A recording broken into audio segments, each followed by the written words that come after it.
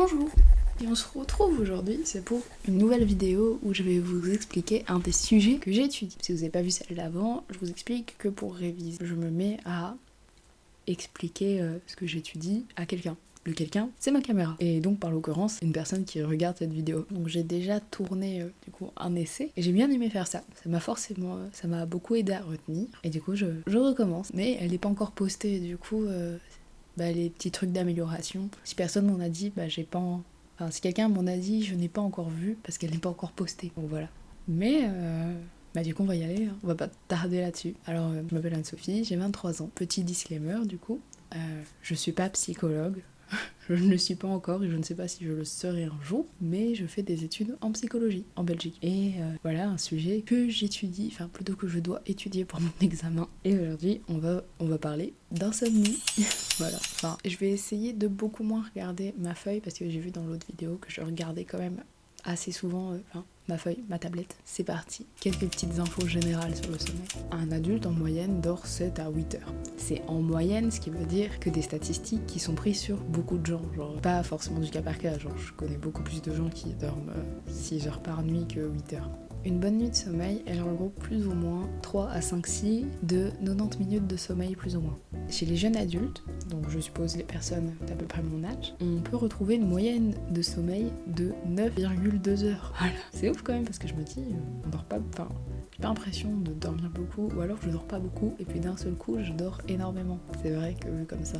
Mais par contre, en France, par exemple, une personne sur 3 est concernée par un trouble du sommeil. Si vous dormez pendant 2 nuits d'affilée moins de 5 heures, vos compétences en mathématiques, elles vont être extrêmement réduites, ainsi que, par exemple, votre créativité. C'est deux choses complètement opposées, mais qui sont tous les deux impactées si on manque de sommeil. Après, il y a aussi des risques par rapport au fait de ne pas dormir assez. On a par exemple plus de risques d'avoir des accidents, parce que quand on dort moins, notre cerveau n'est pas à son plein potentiel. On a plus de risques par rapport aux maladies cardiovasculaires, on a également plus de risques au niveau des cancers et plus de risques au niveau de l'obésité et du diabète. Et ça peut également devenir très dangereux à partir du moment où ça rentre dans un cercle vicieux. Vous voyez, par exemple, on peut ne pas dormir beaucoup une nuit. Vous voyez, vous partez en vacances, vous dormez pas beaucoup parce que vous couchez tard et vous levez tôt. Mais le problème, c'est à partir du moment où on dort pas beaucoup. Donc ça induit des problèmes et ces problèmes font qu'on ne dort pas beaucoup. C'est ce cercle vicieux-là. Mais pourtant, alors ce que j'ai, c'est des données sur la France. J'en ai pas sur la Belgique. En cours, on les a pas vus. On a vu que la France, étrangement. Je sais pas pourquoi. Mais c'est comme ça. Je vais voir si je peux en trouver moi. Du coup, je mettrai des trucs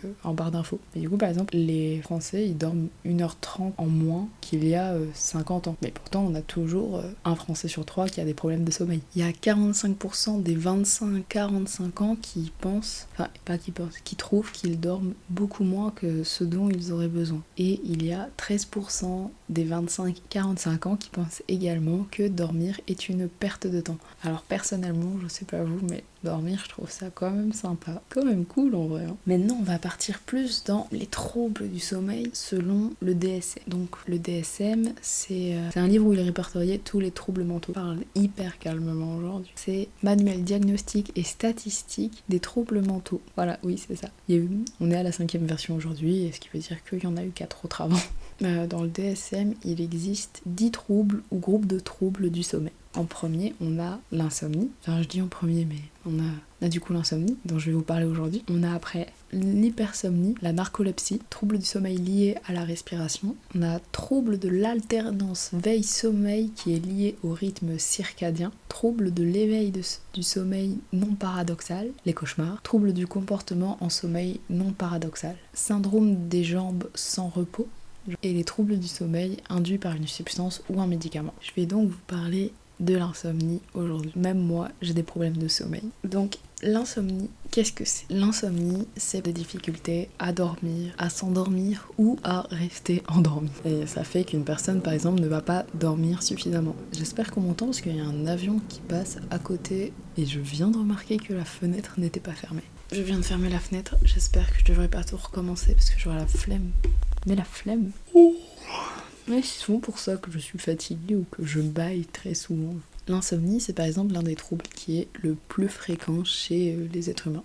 Souvent, les gens qui souffrent d'insomnie sont insatisfaits par rapport à comment a été leur sommeil ou par rapport à leur durée de sommeil, parce que du coup on dort pas beaucoup et t'as pas l'impression d'avoir dormi, genre tu te sens juste hyper crevé quand tu te réveilles alors que tu viens peut-être de passer 6 heures à dormir, mais tu trouves pas que la qualité de ton sommeil était incroyable.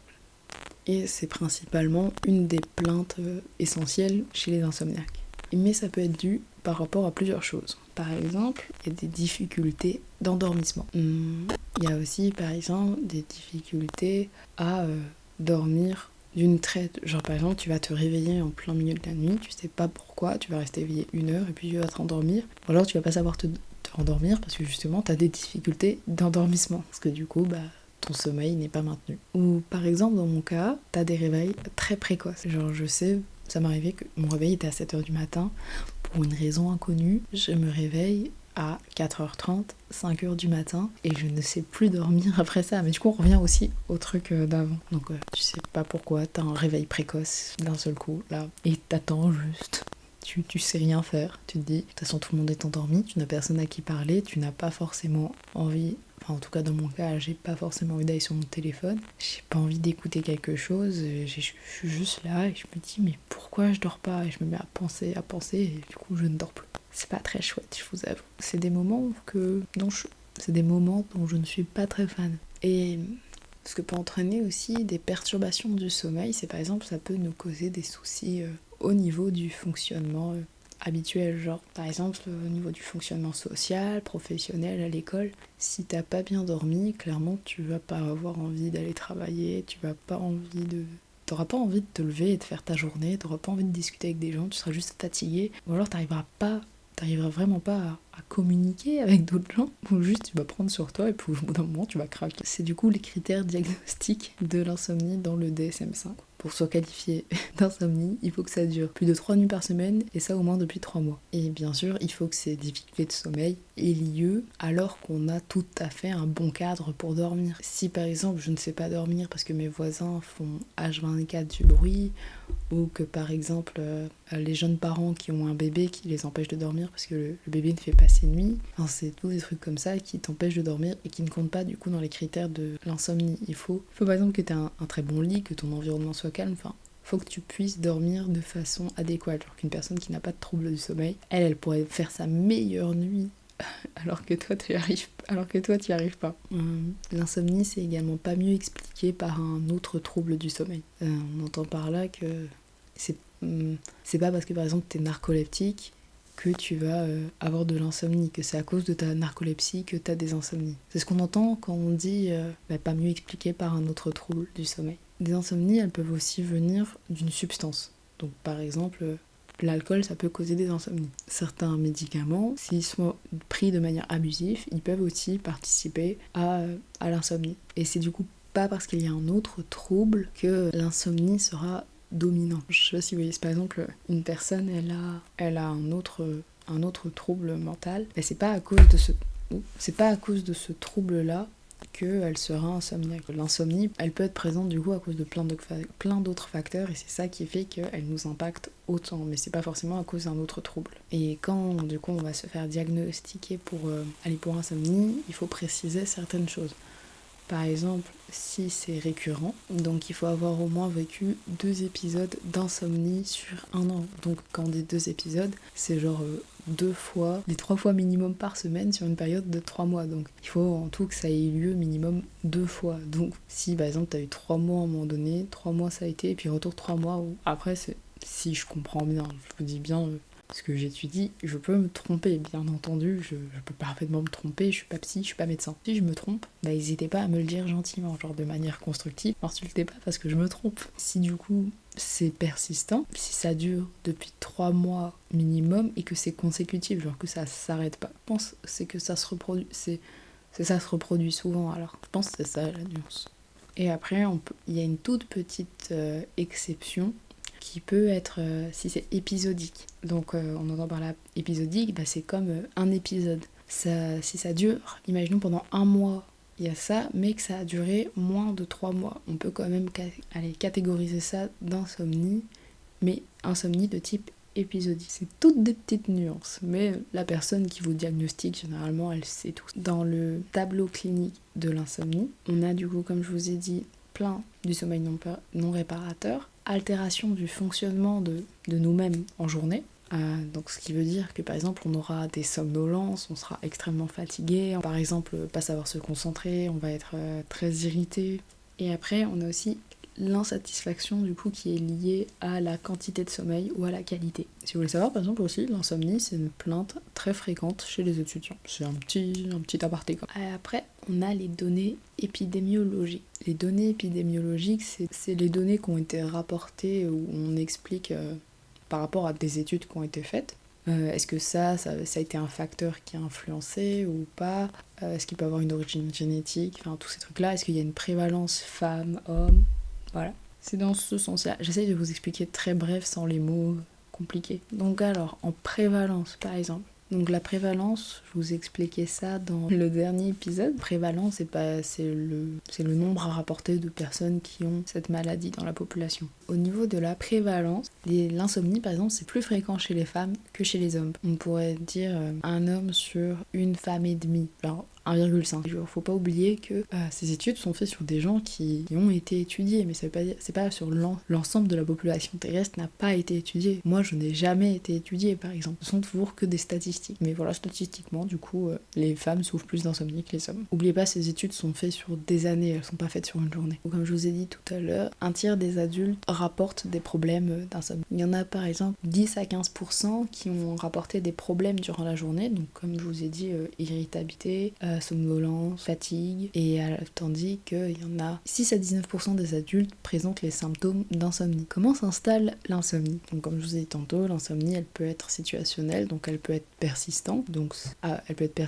récurrente ou épisodique. Allez, quelquefois on arrive à identifier le déclencheur, enfin, ce qui a pu provoquer ces insomnies, quelquefois non. Je suppose que ça dépend de la personne, parce qu'une personne, on peut pas le fouiller vraiment dans la tête de quelqu'un, ce n'est pas encore possible pour l'instant, et donc il faut que la personne se souvienne de ce qui s'est passé avant qu'elle ait ses insomnies, et qu'est-ce qui s'est passé après quand elle a commencé à avoir des insomnies. Alors c'est un travail d'anamnèse qu'on fait avec la personne. Une anamnèse, c'est comment je vous explique ça? Une anamnèse, c'est genre une enquête, un questionnaire qu'on va faire avec la personne en lui posant des tas de questions sur elle. Du coup, on fait c'est comme si on faisait une genre de petite biographie de la personne afin de noter tout ce qui a pu influencer le trouble. Souvent, le premier épisode d'insomnie, il est chez les jeunes adultes. C'est par exemple les jeunes adultes qui ont le plus de difficultés à s'endormir. Tandis que chez les personnes âgées ou les personnes d'âge moyen, ils ont plus de difficultés à maintenir leur sommeil. Alors autant un jeune adulte va par exemple avoir très difficile à s'endormir, on va par exemple dire oui, il reste sur son téléphone ou juste il va en soirée, ce genre de choses, et ça peut causer qu'il a du mal à s'endormir. Tandis que une personne âgée ou un adulte d'âge moyen va pas avoir de difficultés à s'endormir, enfin il va en avoir moins plutôt qu'un jeune adulte, mais il va avoir des difficultés à garder son sommeil d'une traite.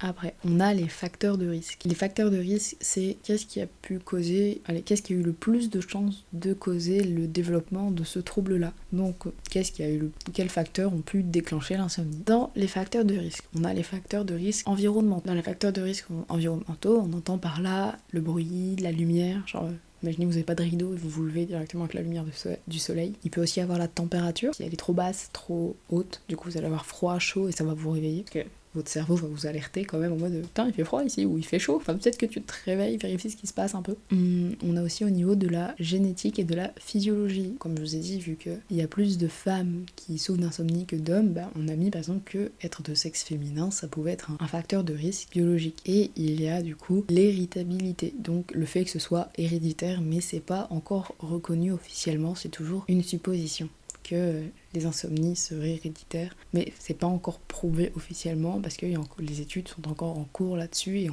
n'y a pas encore assez de données pour dire que oui c'est héréditaire ou pas. Les facteurs de risque tempéramentaux, donc on entend par là le tempérament de la personne. Par exemple, une personne qui est très anxieuse, elle a plus de risques de développer des insomnies par exemple. Et si elle a une prédisposition à la vigilance élevée, donc si vous avez déjà entendu le terme d'hypervigilance, donc c'est une personne en fait qui va être sur ses gardes. Une personne qui est très souvent sur ses gardes, donc on peut entendre par là qu'elle est anxieuse, plus de chances de développer, elle a plus de risques, plutôt pas de chance, elle a plus de risques de développer de l'insomnie. Est-ce que vous saviez qu'il y a aussi des facteurs de maintien des troubles du sommeil? On a des croyances sur les troubles du sommeil, donc dans ces croyances, on a nos croyances sur comment on est censé gérer notre sommeil et qu'est-ce que le fait de ne pas avoir ce sommeil peut nous faire. On a chacun des croyances différentes. Même si vous pensez que les gens ont les mêmes croyances que vous, sachez qu'elles peuvent être très différentes. Tant qu'on n'en discute pas avec la personne, on ne sait pas clairement ses croyances.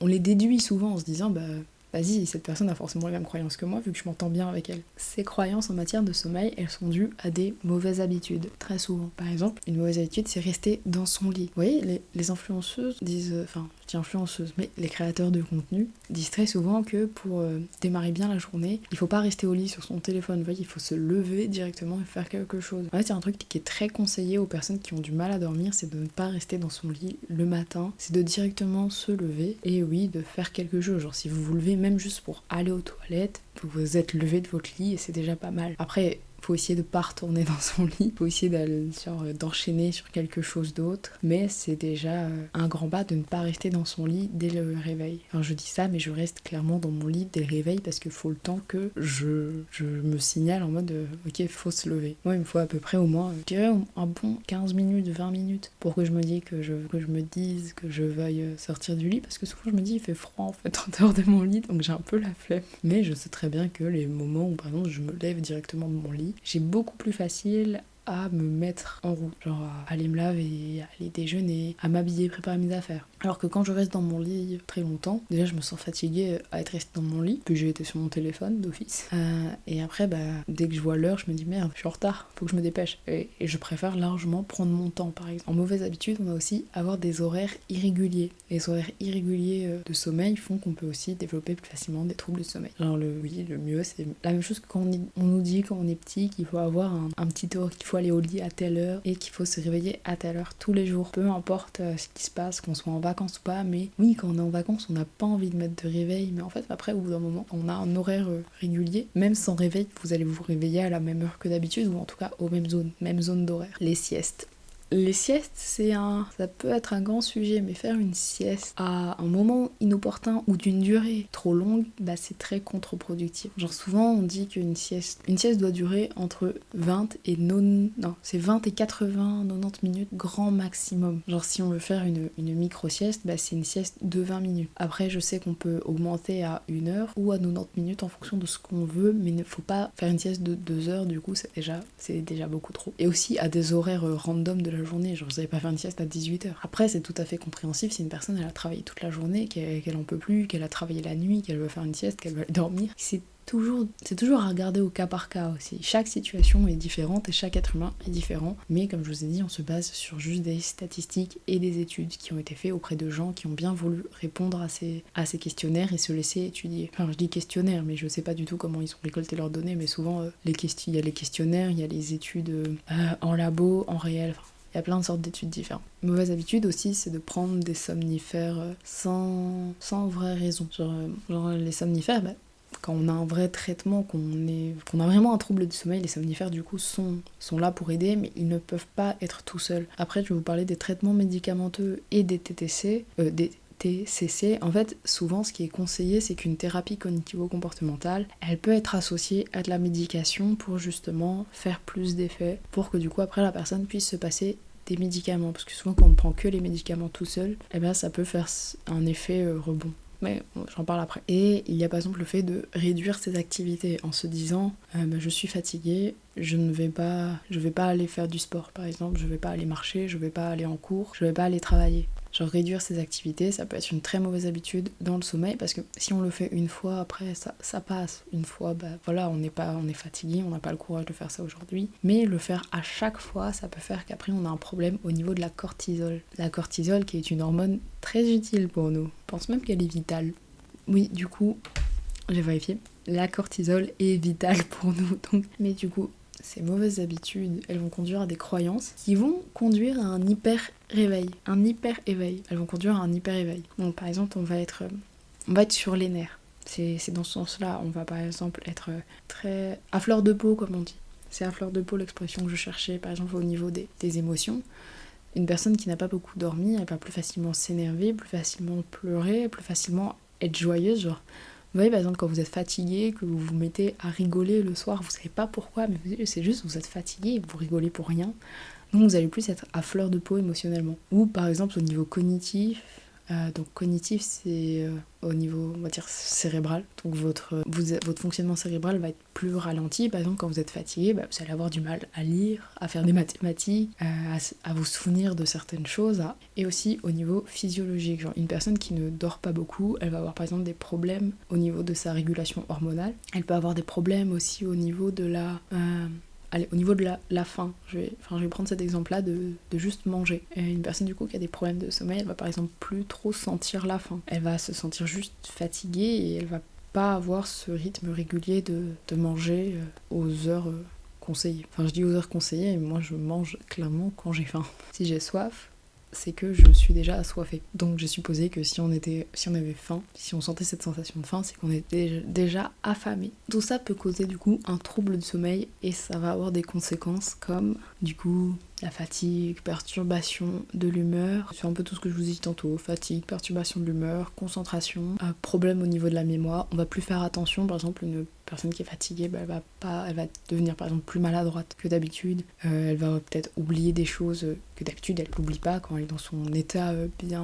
bien réveillé, tout ça. Et on va finir sur les traitements. L'insomnie, du coup, peut se traiter. Elle peut se traiter de deux manières différentes. Donc elle peut se traiter de façon médicamenteuse, donc avec des médicaments. Le médecin peut prescrire des somnifères, des médicaments pour aider à endormir, mais le problème, c'est qu'il y a des chances que la personne développe une dépendance par rapport à ces médicaments et qu'il y ait des insomnies rebonds. Ce qui peut se passer, c'est que le corps ne va pas savoir, va être guéri de son insomnie, mais avec les médicaments. Ce qui va se passer, c'est que du coup, dès qu'on va arrêter le traitement médicamenteux, les insomnies vont revenir. Donc c'est pour ça qu'on dit insomnie rebond, genre en mode elle rebondit quoi. Il y a les TCC, donc les thérapies cognitivo-comportementales. Et dans ces thérapies-là, on entend par là, par exemple, la psychoéducation, la restructuration cognitive, contrôle du stimulus, la restriction de sommeil et les techniques de gestion du stress. Je vous avoue que si vous voulez en savoir plus sur ces thérapies, n'hésitez pas à aller vous-même regarder ce que c'est. Sinon, la vidéo va être beaucoup trop longue si je me mets à expliquer tout ça. Ou alors, si vous voulez vraiment que je vous explique, mettez-le en commentaire et j'en ferai une prochaine vidéo. Du coup, pour aujourd'hui, on va s'arrêter là, parce que je suis déjà à 45 minutes de vidéo. C'est ouf quand même. Je suis super claire avec la lumière directement de la fenêtre. Enfin bref, on s'en fout. Mais du coup, prochaine vidéo, on parlera de la physiologie du sommeil et je vous dis à bientôt. Donc n'oubliez pas, je ne suis pas psy, je ne suis pas médecin. J'essaie juste de vous apprendre ce que moi j'apprends et ça m'aide à retenir. Et voilà. Donc si je me suis trompée, n'hésitez pas à me le dire gentiment, s'il vous plaît. M'expliquer aussi en quoi je me suis trompée, genre pas juste me dire tu t'es trompée là, genre si vous pouvez un peu m'indiquer dans quoi je me suis trompée, comme ça je peux aller rectifier ce que j'ai vu par rapport à mes informations. Il y a quelqu'un qui passe l'aspirateur, je sais pas si vous l'entendez. Si vous avez des sources aussi avec la rectification, comme ça je peux vérifier aussi, parce que j'aime bien lire ce genre de choses, je trouve ça intéressant. Et je vous dis à la prochaine. Salut!